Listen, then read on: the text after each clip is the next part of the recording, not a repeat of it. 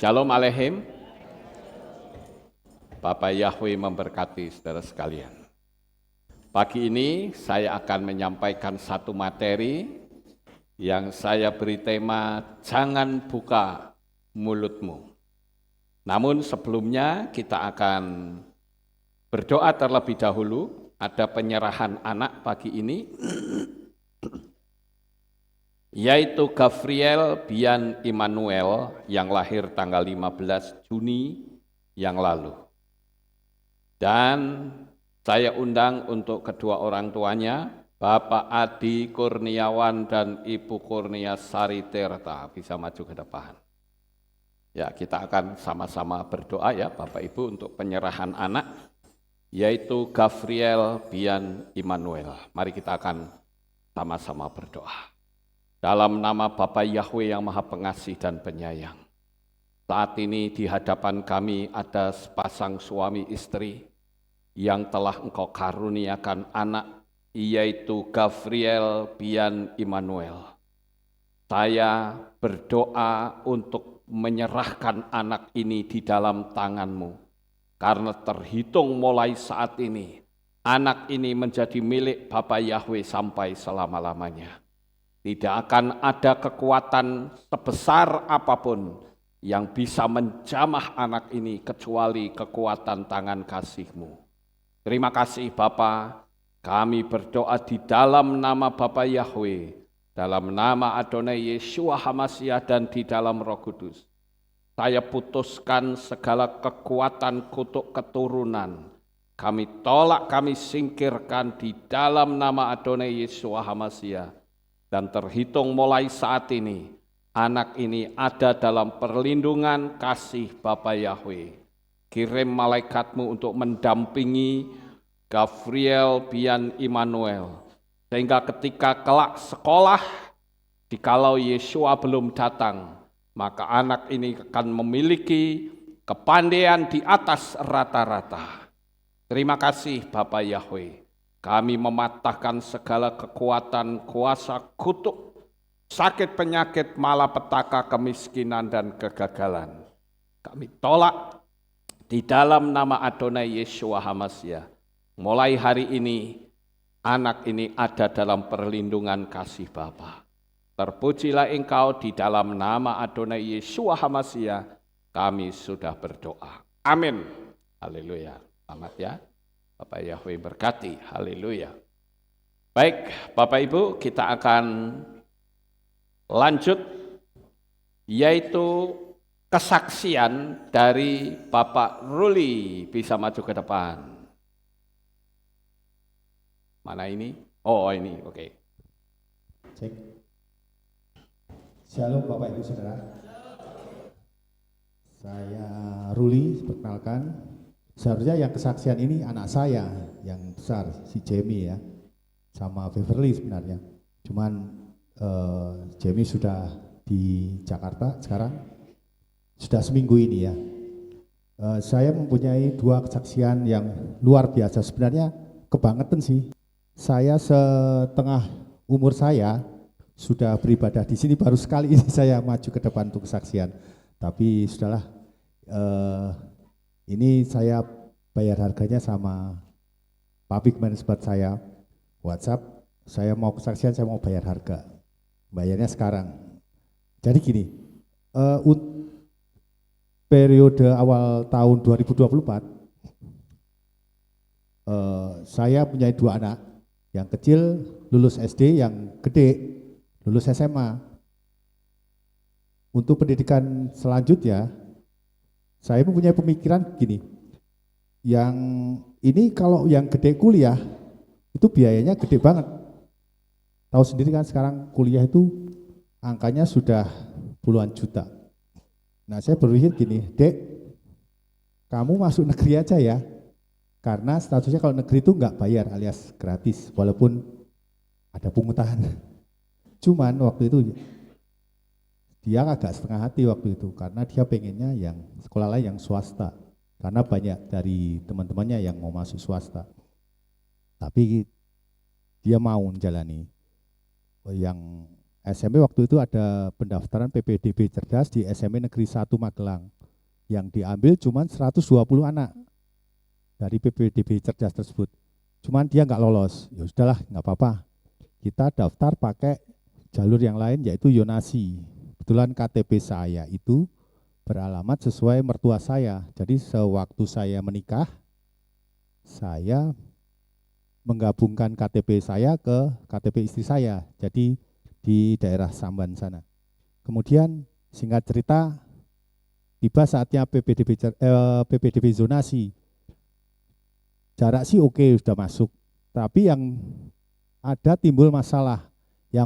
Masalah yang pertama yaitu koordinat rumah kami itu jauh. Yaitu di sekolah anak saya di SDKI waktu itu. Jadi secara logika nggak masuk. Itu hari pertama saya daftarkan.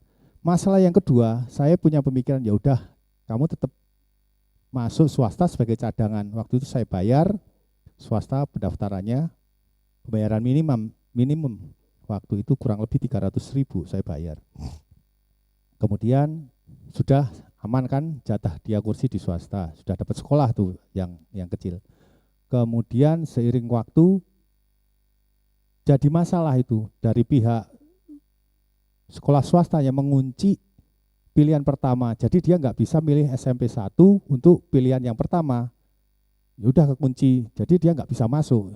Dan dinyatakan diterima waktu itu di SMP swasta itu. Itu masalah yang kedua.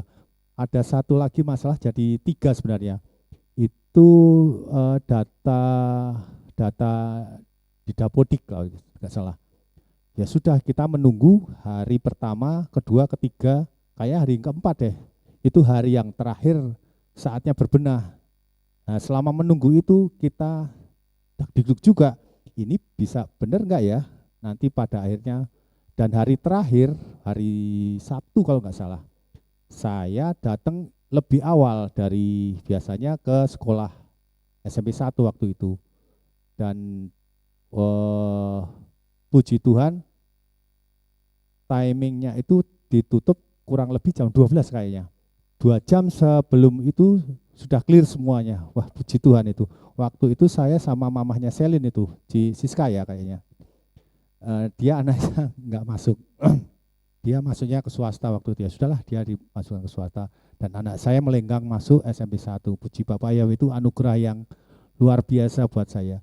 Cuman yang jadi masalah lagi, ya itu kalau SMP waktu itu masih 6 hari sekolah.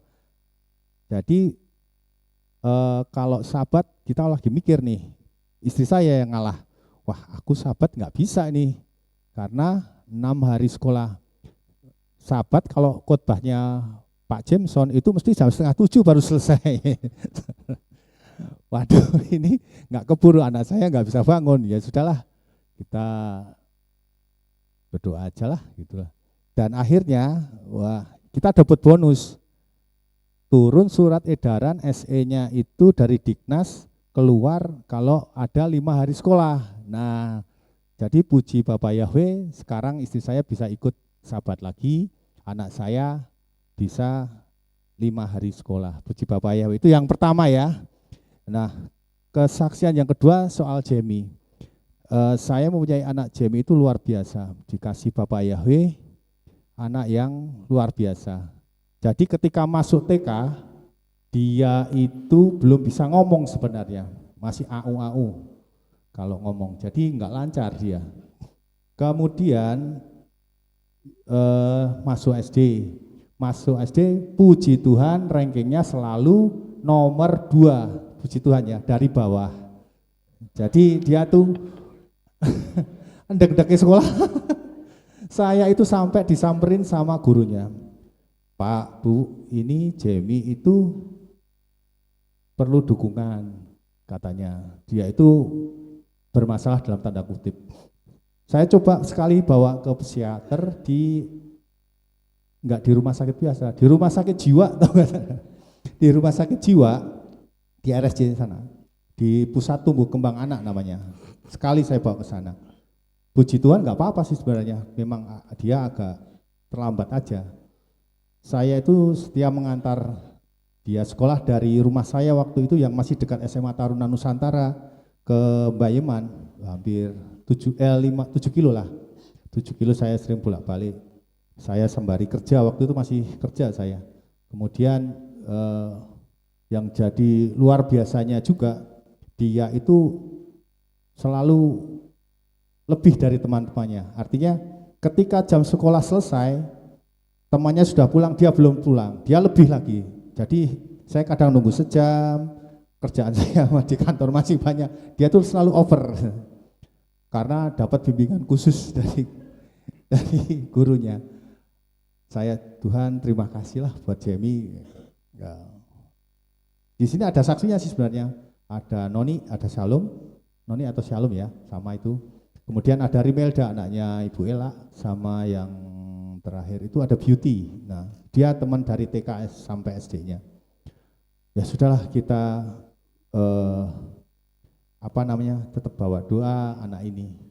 Kemudian setelah sampai kelas 6, seperti biasa, dia itu agak-agak troublemaker sebenarnya. Kadang libur dia masuk, kadang masuk dia malah libur. Jadi kebalik-balik, kalau ada pengumuman, saya yang susah sebenarnya. Ini benar enggak ini anak pengumuman?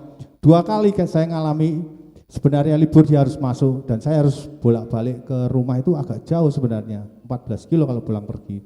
Saya, ya Tuhan terima kasih lah, pokoknya saya butuh kesabaran ekstra buat anak saya Jamie. Kemudian kelas 6 yang jadi top trouble-nya dia itu, waktu itu masih ada namanya ujian akhir sekolah ya, kalau saya bilang UAS. Terus kemudian semua temannya bawa perlengkapan, cuman dia sendiri yang nggak bawa perlengkapan apa-apa, dia ngelundang aja namanya, nggak bawa apa-apa. Itu jadi heboh satu sekolahan. Ya, saya di WA, istri saya di WA, ini anak gimana ini. Puji Tuhannya dia nggak pernah tinggal kelas, walaupun harus duduk di peringkat terakhir di kelasnya. Kemudian berjalan waktu, dia lulus. Biasa ada selebrasi waktu itu, perayaan. Kita nggak ikut, kita pulang duluan. Karena apa? Karena nilai rata-ratanya 9 kebalik alias 6. Aduh, saya pikir Tuhan, saya sampai malu, saya jalan, udah pulang aja lah, nggak apa-apa ya Jem, ya udah nggak apa-apa, kita foto pulang. Waktu itu pulang, ya sudah nggak ada yang tahu, sampai detik ini nggak ada yang tahu. Nah ini saya kasih tahu kalau rata-rata nilai anak saya Jamie itu 6. Mau masuk SMP negeri mana yang mau menerima dengan kondisi seperti itu? Ya sudah, kita putuskan kalau Jamie itu masuk swasta yang terbaik. Nah, ada persoalan lagi itu waktu masuk, soal biaya oke, sudah nggak masalah. Waktu masuk itu ada tes ujian ya, sedikit ujian komputer. Dia kalau komputer jago sih menurut saya. Dia nggak masalah sih komputer jalan. Cuman mamahnya nunggu lama kok nggak keluar-keluar. Ini anak ngapain? Ternyata dia tidur, saudara-saudara, di lab itu tidur. Lah bocah ini kenapa kok nggak keluar-keluar? Ternyata dia tidur di situ. Udah dia, tapi nggak masalah, dia lolos itu, masuk SMP favorit swasta di Magelang.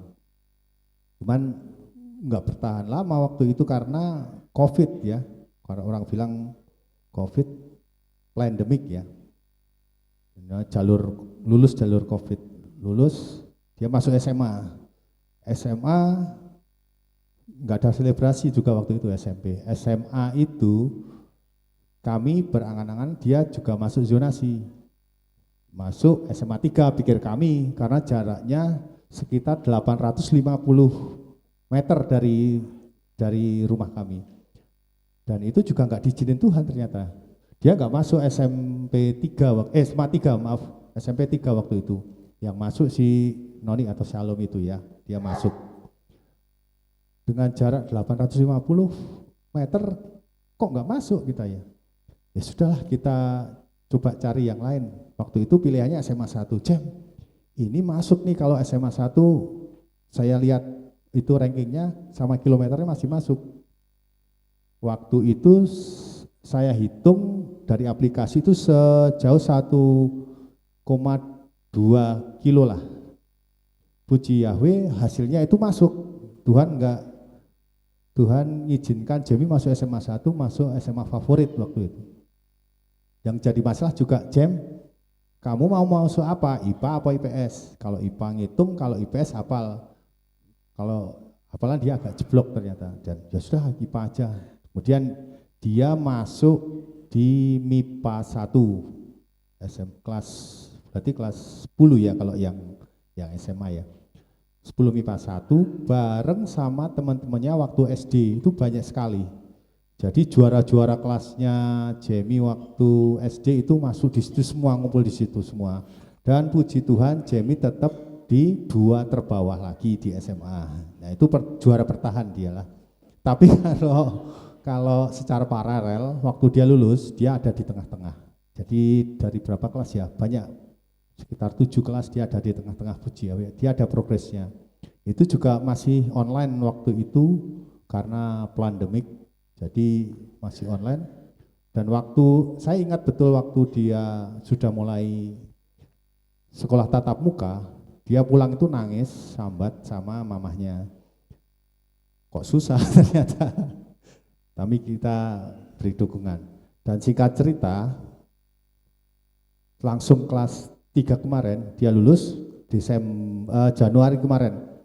Januari, kamu pengen kuliah enggak? Kata dia, aku pengen.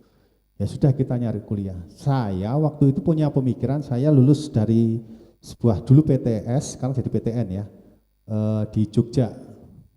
Dia tertarik sebenarnya waktu awal itu sipil. Jadi kuliah di sipil, ternyata berubah haluan karena dipengaruhi sedikit sama adik ipar saya yang di Jakarta.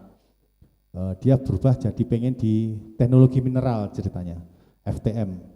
Waktu itu kampus saya yang alumni itu ada, saya urus semuanya, saya persiapkan semuanya. Waktu itu saya ingat kita jalan-jalan di Bandung, saya mampir ke Museum Geologi. Jadi dari situ mungkin dia juga tertarik masuk teknik geologi. Ya sudah, kita seiring berjalannya waktu, kita mulai dari pendaftaran awal. Yang pertama dia daftar sama anaknya CE atau Koh Syutong itu di BCA Learning Center, yaitu di Sentul Bogor ya. Tes kedua, ketiga bablas, gagal, dia nggak ikut, itu kegagalan yang pertama. Kemudian dia daftar SNMPTN, dia eligible nggak masuk, 2 gagal. Kemudian masuk namanya UTBK, yang kalau saya bilang itu dulu namanya UMPTN. Dia ngambil prodi teknik pertambangan dan teknik geologi. Puji Tuhan, gagal lagi, 3. Kemudian keempat, dia daftar sekolah kedinasan STAN. Nah ini gagal juga, 4. Kemudian yang kelima sudah masuk mandiri nih. Jam, ini mandiri ada mau ikut. Kalau mandiri itu biasanya lebih mahal karena ada uang pangkalnya, ceritanya uang gedungnya. Kamu coba ya, ya mana? Yang kelima, CBT UGM. Saya sama istri nganter ke sana sama anak saya yang kecil. Udah kita libur, kita dukung Jamie buat CBT. Ujian yang kelima dan ternyata puji Tuhan gagal lagi. Kegagalan 5 ini yang bikin dia agak down. Teman-temannya yang lain sudah punya kampus, ada yang di kedokteran gigi ya, kedokteran hewan, ada yang di pertambangan, ada yang di teknik lingkungan, pertambangan ITB ya, di teknik lingkungan UPN juga ada, teman-temannya sudah banyak yang ini. Ada yang di luar negeri malah di China, dia dapat ini nyangkut di sana. Wah, saya pikir 5 kali gagal ini bukan hal yang mudah buat Jamie. Kemudian saya sempat dipertemukan dengan orang-orang yang hebat. Jadi ada benang merahnya dari saya kita berkunjung di Bandung di Museum Geologi, kemudian masukan dari adik ipar saya, kemudian dipertemukan dengan beberapa orang ini, yaitu kakak tingkatnya, namanya Andrea waktu itu, dia kakak tingkatnya Jamie tapi tidak ngerti itu, saya yang ketemu, dia ngasih, oh Pak ini mau nggak kalau ada yang bimbing namanya Mas Alvan waktu itu. Saya dipertemukan Mas Alvan tolong Jamie dibimbing lah. Akhirnya singkat cerita dibimbing ya.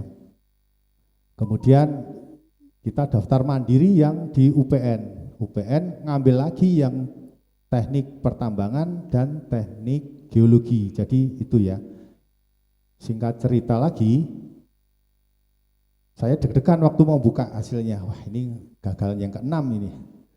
Ternyata puji Yahweh lolos dengan pilihan yang pertama teknik pertambangan UPN. Perlu diketahui kalau teknik pertambangan UPN itu nomor 2 setelah ITB. Jadi bagus, saya bilang. Dia sudah seneng, sudah upload. Biasanya dia nggak pernah upload story di WA-nya dia. Wah teman-temannya ngasih selamat dia. Wah itu dia sudah auranya sudah berubah jadi lebih sumringah. Itu saya ngasih selamat lah. Selamat dah dapat sekolahan, dapat kampus dengan SPP waktu itu per semesternya cukup terjangkau buat kami, yaitu 5,5 juta dan sumbangannya di 12 juta. Kemudian waktu Jamie mengikuti ujian CBT UPN yang jalur mandiri itu, dia pulang itu sebenarnya lesu. Nggak semangat. Kenapa Jam? Susah. Ujiannya itu jam siang, jadi jam 3 jam setengah 3 sampai setengah 6 dia baru selesai. Saya nungguin tuh kayak nungguin orang melahirkan, mules. Aduh, ini saya makan Indomie waktu itu di seberang kampus. Saya tungguin dia sampai saya ajak pulang.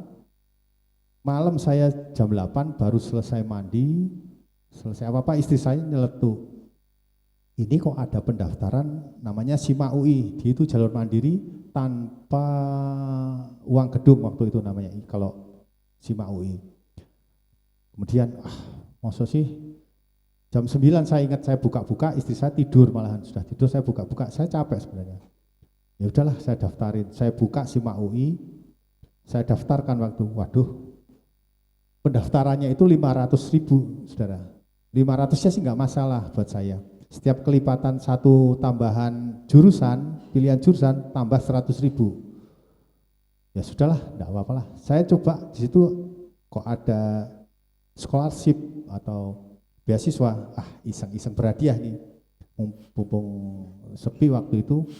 Dan itu malam terakhir pendaftaran SIMA UI scholarship atau beasiswa.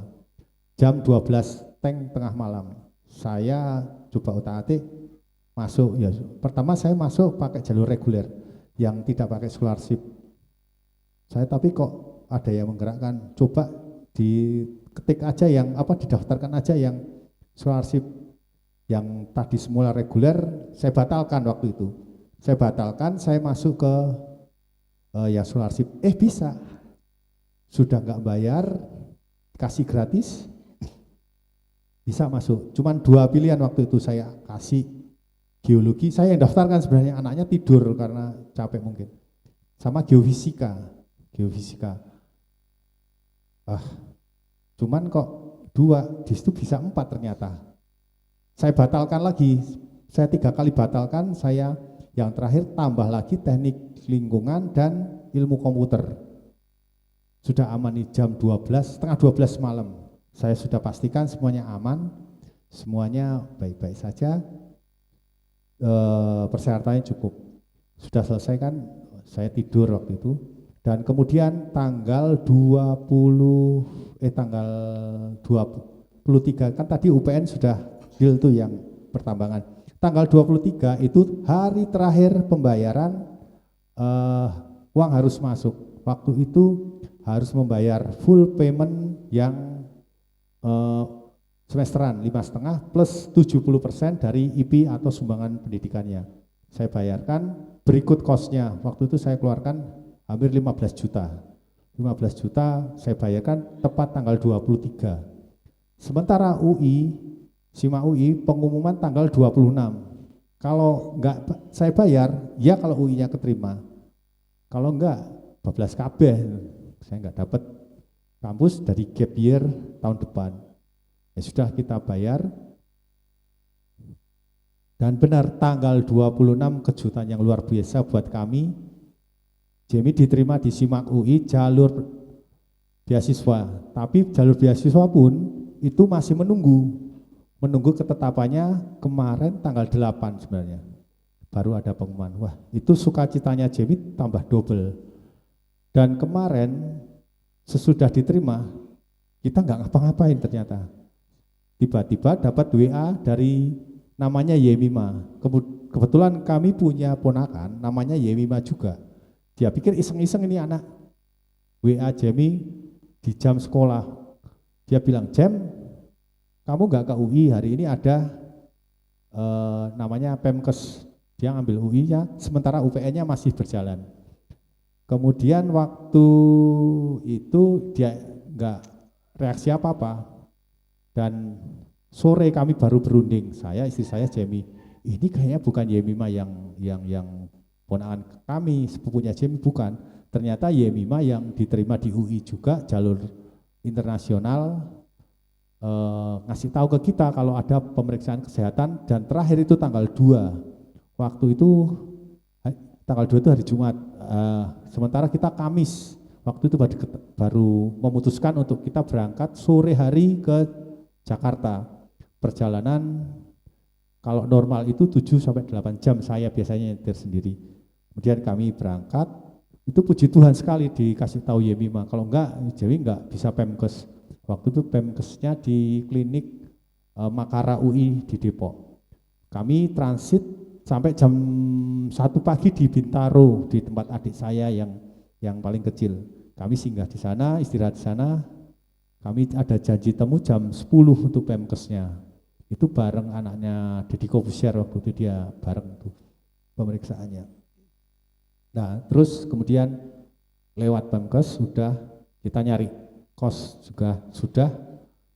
Jadi Sabtu Minggu kita full di Jumat Sabtu Minggu kita full di Depok dan kita urus semuanya. Waktu mau pulang ke Magelang, Jam kamu mantep di sini. Dia bilang mantep. Nah, mamahnya juga mantep nangisnya waktu itu karena dia harus berpisah dengan anaknya yang gede. Ya sudah kita pulang ke Magelang, statusnya dia sudah mahasiswa UI dan mahasiswa UPN. Nah terus kemudian saya forward ke papi sama mami, ini bocah keadaannya seperti ini. Kemudian kita menunggu tanggal 8 dan ada jawaban Tuhan yang luar biasa. Beasiswanya Jamie diterima fully funded, jadi kita nggak bayar sepeser pun untuk UI, dan itu Tuhan sudah gantikan yang 15 juta selama uang yang sudah kita keluarkan digantikan beasiswa fully funded sampai Jamie lulus. Puji Tuhan sekali, itu pengalaman yang luar biasa buat saya dan buat Jamie. Ya, kemudian Jamie juga sudah sukacita di sana. Kita tinggal seminggu. Ini kekhawatiran saya itu cuma satu, dia bisa bangun pagi enggak itu. Dia itu susah sekali bangun pagi. Ternyata saya ikuti, saya lihat bisa.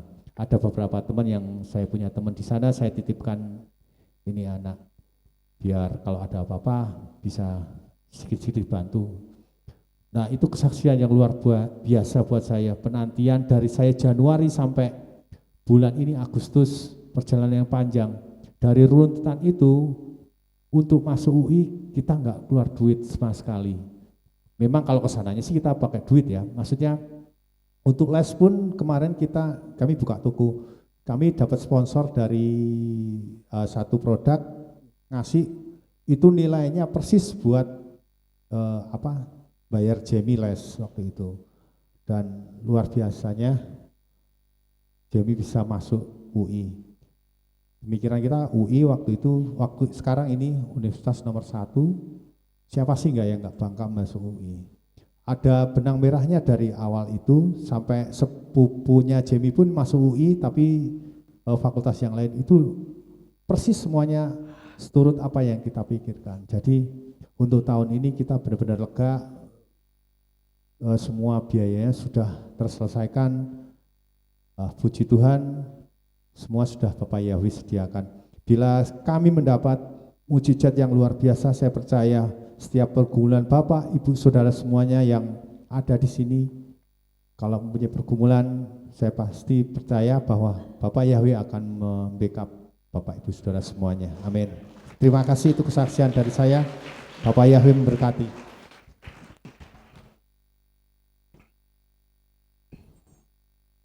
Ya, saudara-saudara, yang namanya kesaksian itu indahnya karena apa? Karena banyaknya rintangan, tetapi bisa dilalui. Baik, saya tambahi satu kesaksian lagi ya, saudara-saudara, yaitu dari Ibu Purwati. Ini tentang hukum loa.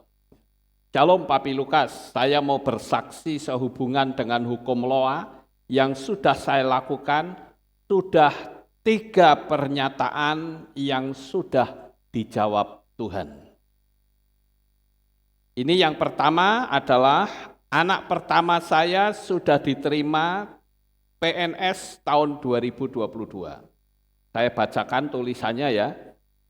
Ini saya belum sempat memasukkan soalnya. Bapak Yahweh yang kudus, Kinanti Hening Sari Jayeng Swasanti telah diterima PNS. Aku bersyukur dalam nama Yeshua Hamasiah. Haleluya, amin. Itu tulisannya seperti itu. Ini tentang 55 kali 5. Kemudian anak yang kedua, saya sudah lunas dan tidak berhutang lagi. Dulu saya gunakan beli tanah dan kuliah anak kedua, sudah lulus perawat. Nah ini saya bacakan tulisannya. Terima kasih Bapak Yahweh yang kudus, aku telah memiliki uang 250 juta rupiah. Aku bersyukur dalam nama Tuhan Yeshua Hamasiah, amin. Nah ini juga sudah tergenapi. Sekarang yang ketiga, anakku yang perawat ambil S2 di UI, pengumuman tanggal 22 Juli kemarin, saya mengucap syukur kepada Bapak Yahweh dan berterima kasih kepada Papi Lukas yang telah mengajarkan cara berdoa yang benar dan kepada Tuhan yang benar, yang adalah Bapak Yahweh. Tuhan memberkati Papi selalu sehat dan semangat melayani. Kami masih tetap melakukan hukum law of attraction dalam setiap doa. Saat ini kami bersiap doa, memohon keturunan untuk anakku yang pertama. Sudah 8 tahun belum dikaruniai keturunan, mohon dukungan doa Papi. Terima kasih. Setelah ketemu channelnya Papi Lukas, saya mengikuti YouTube terus satu persatu dan saya panggil nama Bapak Yahweh dan Tuhan Adonai Yeshua Hamasiah. Nah ini yang ketiga saya bacakan ya. Bapak Yahweh yang kudus, Betani Putri Jatisari sudah diterima kuliah di UI. Aku bersyukur dalam nama Yeshua Hamasiah. Haleluya, amin. Nah ini sudah kejawab semua ya, 3-tiganya. Baik, Bapak Ibu yang terkasih, sekarang kita akan mendengarkan firman Tuhan, yaitu yang saya beri tema, jangan buka mulutmu. Mungkin ada yang bisa bantu saya untuk membacakan ayat. Ya, siapa silahkan, karena ini cukup panjang ayat-ayatnya, saudara-saudara. Oke, kita akan mulai.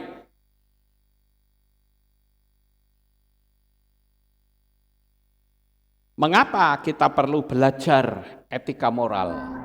Ya. Ternyata masalah etika itu tidak bisa diukur dengan tingginya orang sekolah. Karena fakta membuktikan semakin tinggi sekolahnya, yang punya etika justru sangat sedikit. siapa sebenarnya yang punya etika moral? Lulusan S1, S2, S3, S4, S5, S6, S7, SS semakin banyak, coba mereka ditegur. Kira-kira ketika ditegur, apa reaksinya saudara? Ngamuk, betul ya. Mengapa moral mereka rusak sedemikian parah? Saudara lihat gambar ini. Yang punya etika yang enggak sekolah atau yang S1, S2 itu? Yang enggak sekolah, saudara. Tragis banget ya gambar ini, saudara. Makanya saya katakan bahwa orang punya etika itu tidak bisa diukur dengan tingginya sekolah. Faktanya yang sekolah tinggi enggak punya etika, jalannya ditutup semuanya. Sementara ibu-ibu yang jalan, wah rapi banget ya Bapak Ibu. Itu. Jadi saya katakan etika moral itu perlu diajarkan. Nah pagi ini saya mau ngajarin etika moral, saudara. Ya, supaya jemaat Bapak Yahweh, orang-orang yang panggil nama Tuhan yang benar, juga punya etika moral yang benar. Ya, oke sekarang kita mulai. Tadi temanya apa? Jangan buka mulutmu. Enggak boleh kita buka mulut ketika apa? Di atas panasnya amarah. Ada yang bisa bantu saya untuk oke, ya Ruli, silahkan. Mislei atau Amsal 14 ayat 17. Tolong mic-nya ini bagaimana?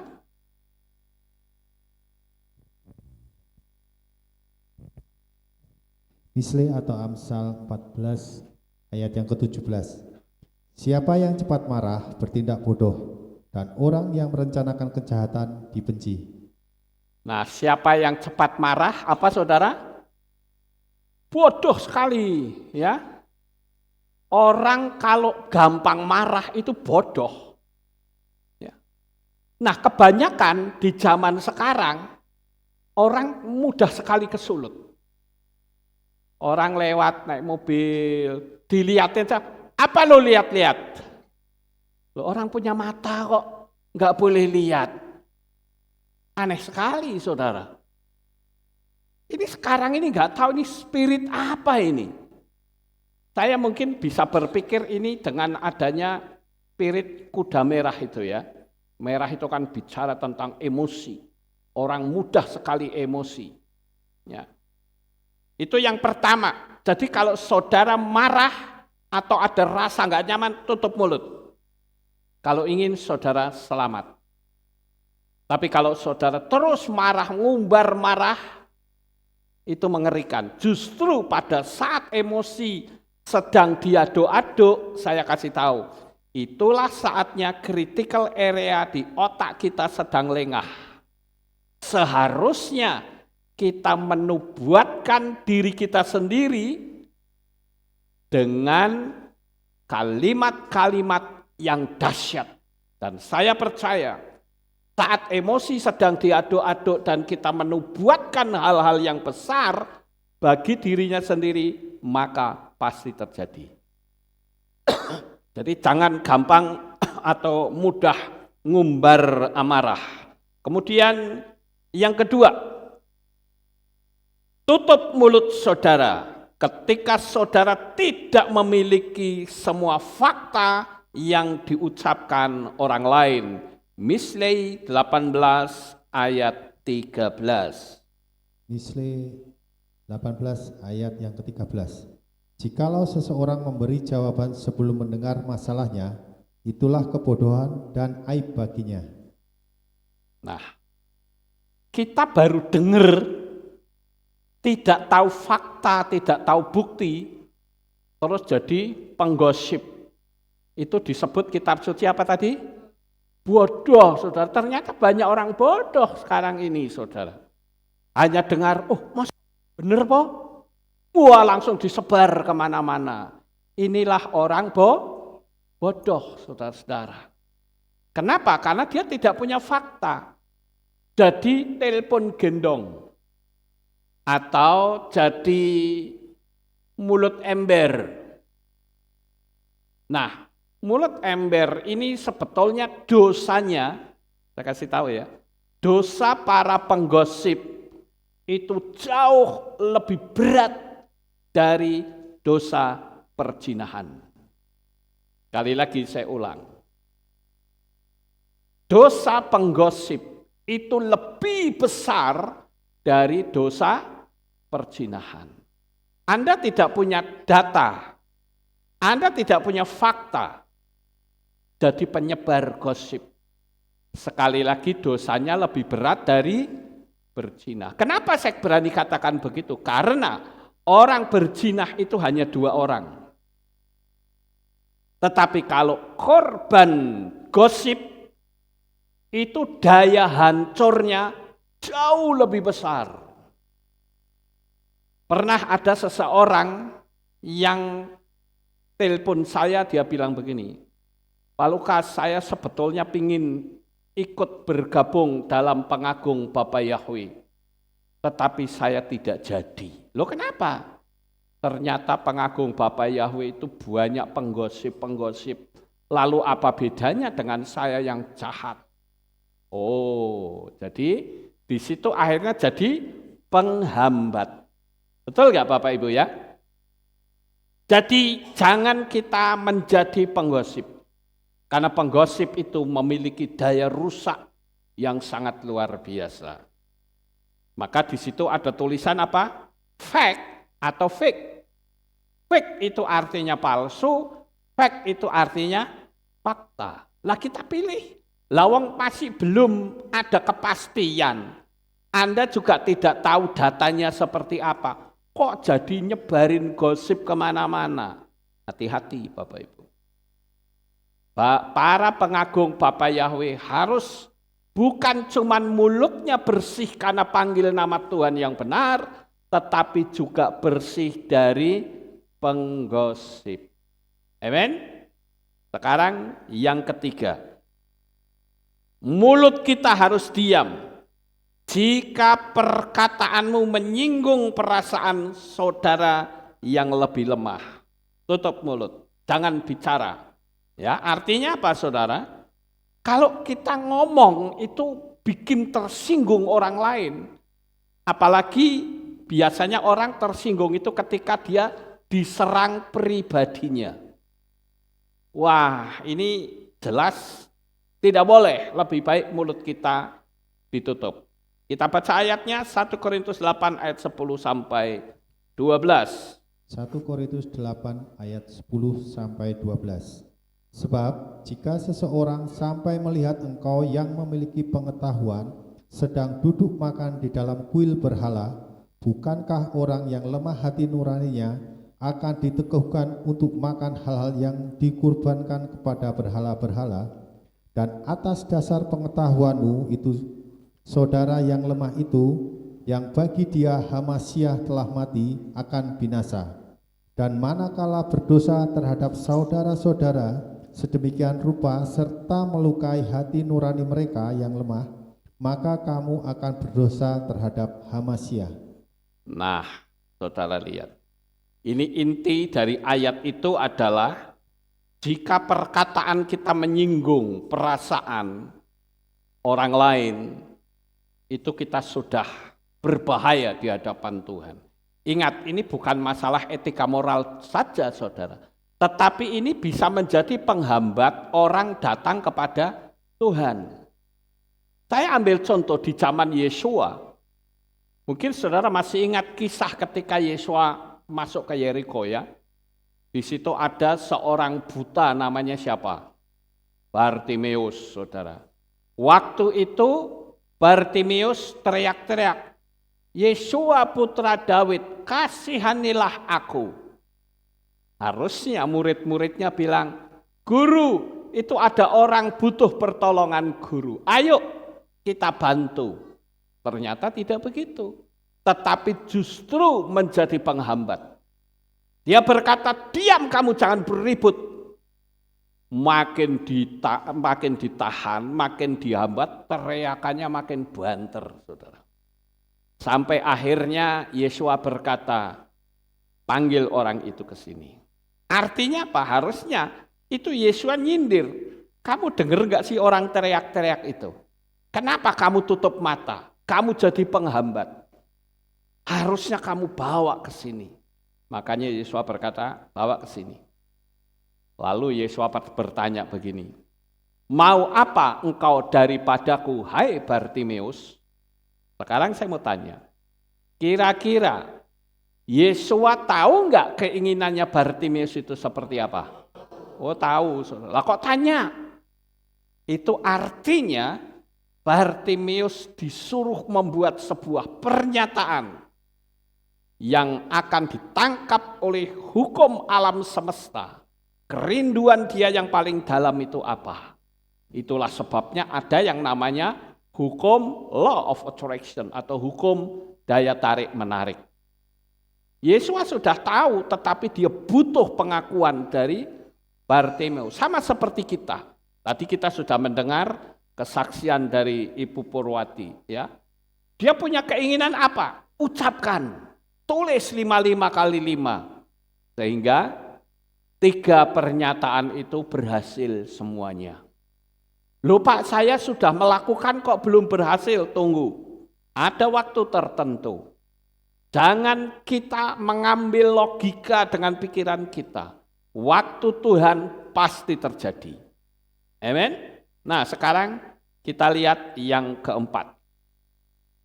Jika perkataanmu jadi cermin buruk dari Tuhan atau teman saudara dan keluarga, lebih baik tutup mulut. Artinya apa saudara? Artinya ketika kita nanti ngomong, tetapi asumsi orang seolah-olah itu datangnya dari Tuhan, sehingga menjadi cermin yang buruk. Seharusnya hidup kita itu menjadi berkat bagi orang lain. Hidup kita membuat orang itu senang, bersukacita, malah jadi batu sandungan. Kita baca 1 Petrus 2 ayat 21 sampai 23. 1 Petrus atau 1 Kefa 2 ayat 21 sampai 23. Sebab untuk itulah kamu telah dipanggil, karena Hamasyah pun telah menderita ganti kita dengan meninggalkan teladan bagi kita, sehingga kamu dapat mengikuti jejaknya. Dia yang tidak melakukan dosa, tidak pula ditemui tipu muslihat pada mulutnya. Yang ketika dicaci maki, dia tidak mencaci maki kembali. Ketika menderita, dia tidak mengancam, melainkan dia menyerahkan kepada dia yang menghakimi dengan adil. Nah, saudara lihat, ketika diucapkan kalimat yang buruk, dia tidak melakukan pembalasan. Di ayat 22 dengan jelas dikatakan, dia yang tidak melakukan dosa, tidak pula ditemui tipu muslihat pada mulutnya, yang ketika dicaci maki, dia tidak membalas, mencaci maki. Ketika menderita, dia tidak mengancam. Tapi kebanyakan orang bagaimana saudara? Ketika dicaci maki, dia akan bawas. Oh kamu bisa mencaci maki, aku bisa lebih jahat dari kamu. Lah berarti levelnya jadi turun. Betul gak Bapak Ibu? Ketika kita mungkin menderita, kita bilang aku bisa loh bikin kamu menderita puluhan kali dari saya. Nah itu artinya melakukan pembalasan. Dan ini yang akan menjadi cerminan buruk. Artinya gini, yang berbuat kita, yang disalahkan Tuhan saudara. Jare pengagung Bapak Yahweh. Nah Bapak Yahweh gak ngerti apa-apa, ya, gak ikut ambil bagian dalam dosa kita, tapi nama Yahweh menjadi cemar. Ya Bapak Ibu, maka saya katakan kita harus menjadi orang-orang yang hidupnya menjadi berkat bagi orang lain. Ya. Sekarang kita lanjut. Yang kelima, jika saudara tergoda untuk bercanda tentang dosa, lebih baik tutup mulut. Kadangkala ya orang-orang kalau bercanda itu mengarah ke hal-hal yang berdosa. Apalagi diarahkan ke dosa seksual. Biasanya menjadi lucu katanya. Hati-hati saudara. Ini akan sangat berbahaya kalau kita tidak bisa mengekang mulut. Makanya di tema pertama tadi saya katakan, jangan buka mulutmu, lebih baik diam. Makanya ada pepatah yang mengatakan silent is golden, atau diam itu emas, saudara. Jadi saya ingin kita belajar untuk mengekang mulut kita. Yang biasanya cerewet, ya mulai dikurangin cerewetnya. Ya. Jadi kita perlu belajar supaya kita menjadi orang yang lebih bijaksana. Kita baca ayat-ayatnya, Efesus 5 ayat 4, Mislei 14 ayat 9, Yakobus 3 ayat 5 sampai 6, dan saudara tahu setiap apa yang saya sampaikan selalu saya dasari kitab suci, saudara. Jangan bikin pengajaran tapi nggak ada dasarnya, nah, itu berbahaya. Ya, ayo kita baca Efesus 5:4, Mislei 14:9 dan Yakobus 3:5-6. Efesus 5 ayat 4. Juga perkataan kotor dan perkataan bodoh atau gurauan yang tak sopan, yaitu hal-hal yang tidak sepantasnya, sebaliknya justru ucapan syukur. Kemudian Mislei sebentar.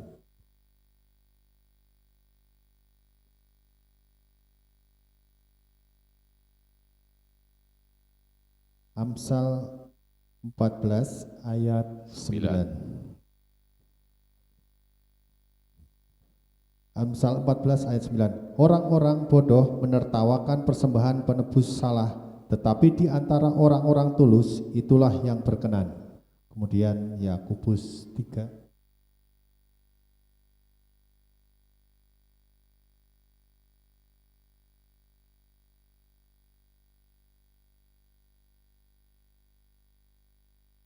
Kemudian Yakobus 3 ayat 5 sampai 6. Demikian juga lidah, sebagai anggota tubuh yang kecil, namun dia membuat hal-hal yang besar.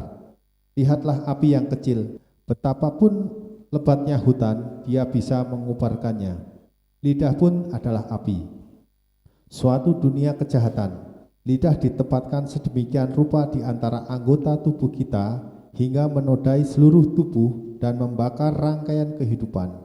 Sementara ia sendiri akan dibakar oleh api neraka. Ya, ini ya kasus ini sedang terjadi loh di mana-mana, saudara. Nggak tahu nih spiritnya ngeri sekali. Yang pertama, orang kalau membicarakan, mentertawakan seksual itu rasanya menarik sekali. Itu yang pertama. Dan yang kedua, mentertawakan tentang nama kudus Bapa Yahweh. Dan yang ketiga, mengucapkan kalimat-kalimat yang mudah menyinggung orang lain. Saya pernah mendengar ada seorang pendeta yang ngomong begini, oh ini pengagung Yahweh ya, siapa itu cakwe katanya. Kurang ajar enggak saudara? Kurang ajar sekali. Nama kudus dipermain-mainkan, pendeta sisan saudara. Ini kalau saya jadi jemaat, orang itu, saya orang pertama yang keluar. Kenapa? Karena digobloki, saudara, bodohi. Lawang nama Tuhan Yahweh.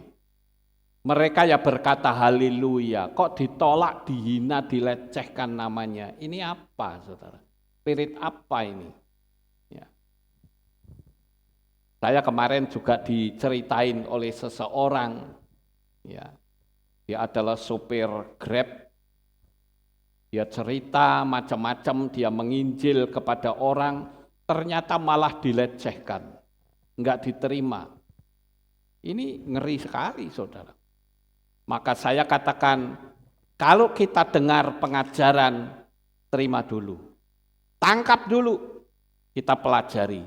Jangan belum apa-apa sudah ngomong sesat. Kalau orang-orang Kristen kan modelnya kayak gitu saudara. belum apa-apa sesat. Hukum loa sesat. Kamu tahu nggak hukum loa itu apa? Nggak tahu tetapi sok tahu. Ini kan parah, saudara. Ya.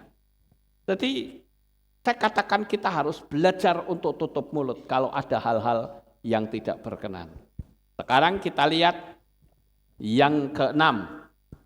Ketika saudara tergoda untuk meremehkan hal-hal suci, perhatikan kata meremehkan, nganggep enteng. Kita harus tahu Bapak Ibu, bahwa kita, saya itu tidak sedang beragama. Tetapi saya sedang berjalan bersama dengan Tuhan, melakukan pengalaman pribadi supaya kalau saya mati, saya selamat. Kadang orang meremehkan, saudara. Baru, aduh aku kok koyone males ya ibadah, ya nggak ibadah. Aku kok begini males. Akhirnya apa? Akhirnya hal-hal yang penting itu tidak dianggap. Coba kita renungkan Bapak Ibu. Betapa seriusnya Yeshua HaMashiach. Dari mulai dia ada di Taman Getsemani, dihajar, dipukul, diludahi, dicambuk, ditelanjangin. Untuk apa Yeshua mau melakukan itu? Untuk menyelamatkan kita semua. Amin. Banyak sekali orang-orang yang tidak paham akan penderitaan Yeshua. Orang-orang yang tidak paham bahwa dia memperjuangkan kita mati-matian. Semalam-malaman tidak tidur, dieret-eret, diadili ke sana, ditarik ke sana, disiksa, dianiaya. Tapi kita hanya cukup untuk memuliakan dan meninggikan Tuhan saja, malas. Makanya saya katakan ketika kita tergoda untuk meremehkan hal-hal yang suci, sebaiknya diam. Kita baca ayatnya Lukas 9, 59, 62. Lukas 9 ayat 59 sampai 62. Dan ketika berkata kepada yang lain, ikutlah aku. Namun orang itu berkata, Tuhan, izinkanlah aku pergi dahulu untuk menguburkan ayahku. Namun Yeshua berkata kepadanya, biarlah orang-orang mati menguburkan orang-orang matinya sendiri, tetapi engkau seraya pergi, wartakanlah kerajaan Elohim. Dan seorang yang lain juga berkata, aku akan mengikut engkau Tuhan, tetapi izinkanlah aku berpamitan dahulu kepada orang-orang di rumahku. Namun Yeshua berkata kepadanya, seorang yang telah menaruh tangannya atas bajak dan menoleh ke belakang, ia tidak layak untuk kerajaan Elohim. Haleluya. Ini orang meremehkan, saudara. Sebetulnya kalau saudara renungkan, orang ini ketika diajak untuk ikut Yeshua nggak mau, itu di mana letak kesalahannya? Bukankah waktu itu orang itu berkata, tunggu ya Tuhan, aku tak nguburin orang tuaku karena dia lebih penting. Kalau saya analisa dari kisah ini, maka orang ini tidak tahu tentang apa artinya prioritas. Prioritas itu adalah mana yang harus didahulukan, mana yang lebih penting. Makanya Yeshua berkata menguburkan orang mati atau ikut Yeshua. Coba kita renungkan ketika dia sedang menguburkan orang mati, ternyata dia ikut mati beneran. Sementara dipanggil Tuhan nggak mau. Nah, dari apa yang kita lihat dari kisah ini, mari kita belajar untuk menjadi tertib. Amin, Bapak Ibu. Belajar untuk tertib. Khususnya masalah waktu. Saudara tahu, saya setiap ibadah 1 jam di muka, selalu saya sudah ada di situ, di belakang. 1 jam di muka. Karena saya kalau masalah waktu, saya disiplinnya tinggi, saudara. Makanya dulu ada jemaat yang janjian sama saya, Mau ikut ke Semarang, tak tunggu, saya kasih toleransi 5 menit, nggak datang, tak tinggal pergi. Salahmu sendiri, janjinya sama saya jam berapa. Saya kumpul-kumpul dulu waktu masih ada malam sarasehan diundang wali kota, undangan jam 6 sore, sebelum jam 6 saya sudah datang. Ternyata jam 6 masih sepi, tak tinggal pulang, saudara. Itu prinsip untuk saya. Yang bikin undangan kamu, yang bikin kesalahan kamu, you tidak bisa nyalahkan saya. Karena prinsip itu harus betul-betul nyata. Nah, orang ini tidak ngerti tentang adanya prioritas. Mana yang didahulukan, itu yang pertama. Dan yang kedua adalah, orang ini tidak tahu bahwa umur manusia itu tidak ada yang tahu kapan kita dipanggil. Makanya kalau saudara bisa kumpul seperti ini, oh hati saya itu sukacita banget saudara. Saya memberikan apresiasi yang tinggi kepada Bapak Ibu Saudara yang bisa kumpul bareng-bareng memuliakan dan meninggikan Tuhan. Sekarang kita lihat yang ketujuh. Jika perkataanmu memberi kesan yang buruk.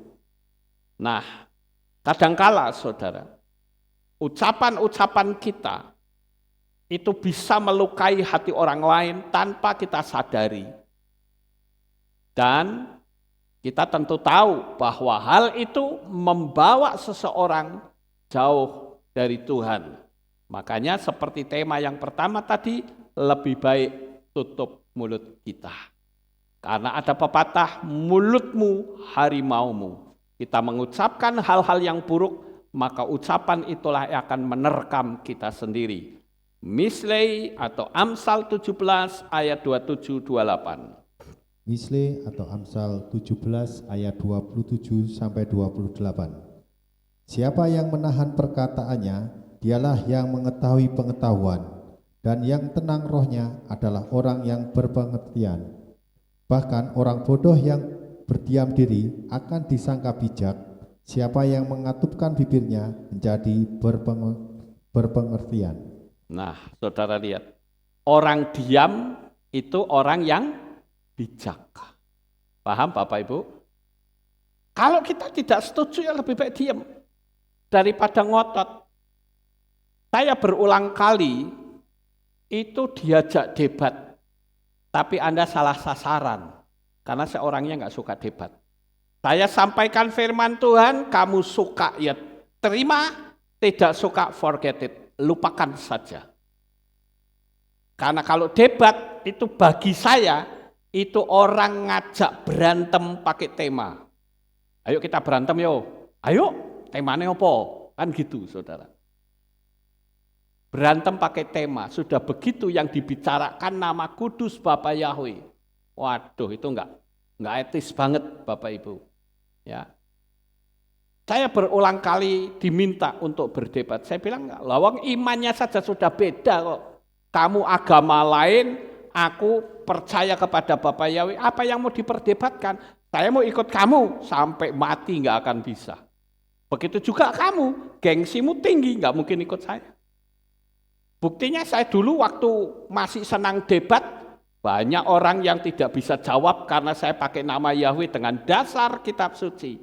Tapi apakah mereka mau ikut iman saya? Tidak, saudara. Jadi untuk apa? Berdebat. Akhirnya orang disuruh nonton kita bertengkar. Rugi. Banyak kerjaan yang harus kita lakukan. Amin. Paham ya Bapak Ibu?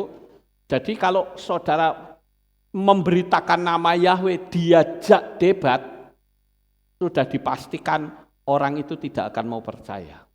Jadi lebih baik diam, katakan ya sudah, kamu terima ya syukur, tidak juga enggak apa-apa. Yang penting saya sudah tidak salah di hadapan Tuhan.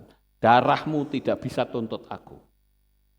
Ya Bapak Ibu, ini yang penting. Apalagi perkataan kita itu bisa menyinggung orang lain. Itu tidak baik, tidak etis, saudara.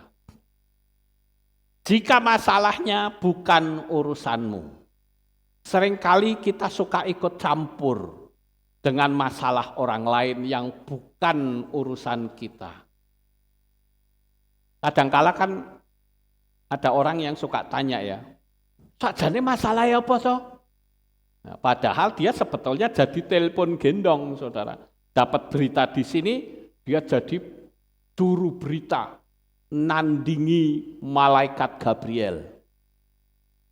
Malaikat Gabriel itu kan malaikat pembawa berita. Wis kalah karo wong iki, saudara. Dia istilahnya, saya nyebutnya, ini orang maha tahu. Yang lain belum tahu, ini pinter nih, maha tahu. Kenapa sih Anda tidak lebih banyak belajar supaya lebih hikmatnya bertambah-tambah daripada jadi juru beritanya orang. Dan itu kalau benar, kalau tidak benar, kita bersalah di hadapan Tuhan, Bapak Ibu.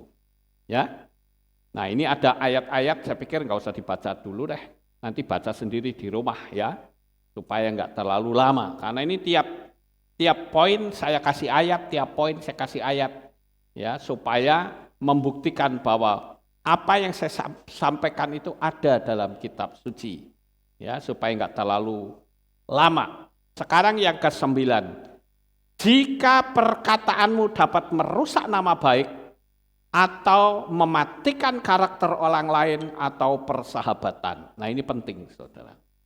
Banyak orang-orang, saya katakan masalah etika moral itu tidak bisa diukur dengan titel. Berapa banyak orang-orang, saudara lihat di televisi, saudara lihat di berita-berita, yang katanya punya kedudukan tinggi, seorang pejabat, tapi mulutnya minta ampun kotornya. Kalau saya bisa mengumpamakan, itu bukan air yang jernih, tetapi lebih tepat dikatakan air comberan. Saudara. Kita sebagai anak-anak Bapa Yahweh harus bisa jadi contoh. Ya, ini di situ ada satu berita, Bos Gaharu laporkan pencemaran nama baik ke Polres Probolinggo Kota. Sekarang sudah ada undang-undang ITE. Jangan sembarangan kita ngejudge orang lain, apalagi sampai nama mereka tercantum, saudara bisa kena undang-undang ITE, masuk penjara, saudara. Ya, jadi kita harus hati-hati dalam kita berinteraksi dengan orang lain. Apalagi kalau pengumuman, pengumuman, ini tak kasih tahu ya, si A itu begini. Itu sangat tidak etis, saudara. Ditinjau dari etika moral saja, itu lebih bejat moralnya. Karena apa? Karena dia itu tidak bisa menunjukkan yang disebut sebagai wise man atau orang yang bijaksana. Kalau saudara lihat di dalam kitab suci kita, Yesua itu berulang kali didebak oleh ahli Taurat dan orang Farisi. Bahkan pernah sekali waktu Yesua itu dihadapkan dengan seorang perempuan yang katanya kedapatan berbuat zina. Apakah Yesua bilang, iki pateni we? Seperti itu? Tidak, saudara. Dia bahkan selamatkan perempuan itu dari hukuman rajam batu. Saudara tahu, hukuman rajam batu itu lebih menyakitkan daripada hukuman tembak mati. Kalau tembak mati, biar selesai, paling hanya 2 detik. Tapi kalau di rajam batu, itu matinya rodok suwi, agak lama, saudara. Kejet-kejet dulu, ininya pada pelopor kena batu. Itu betul-betul menyakitkan. Dan Yesua selamatkan perempuan itu dari hukuman manusia.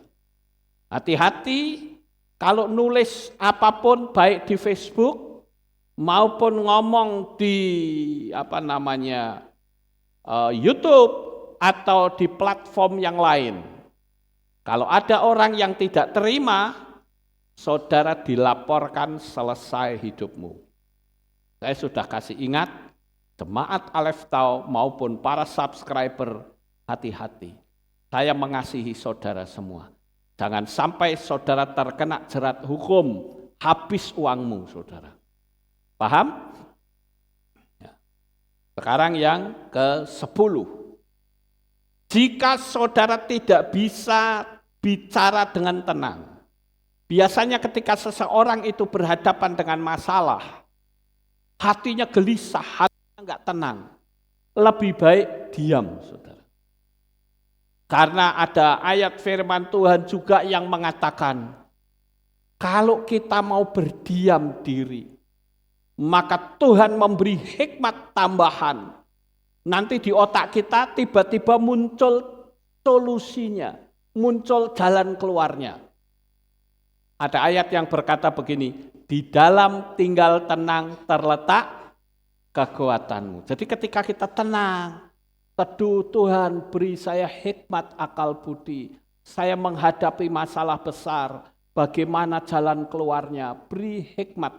Nanti ketika saudara tenang, ada kekuatan Tuhan yang tiba-tiba muncul di pikiran maupun di hati. Akhirnya apa? Kenapa tidak dari dulu ya saya berpikir seperti ini? Itulah arti dari ketenangan yang mendatangkan hikmat. Ketenangan mendatangkan solusi. Tapi kalau kembrungsung, orang Magelang bilang kembrungsung, ya, nggak akan dapat hikmat. Yang ada emosi tok, saudara. Pagi ini saya ajak saudara untuk belajar etika moral. Belajar berinteraksi dengan orang lain.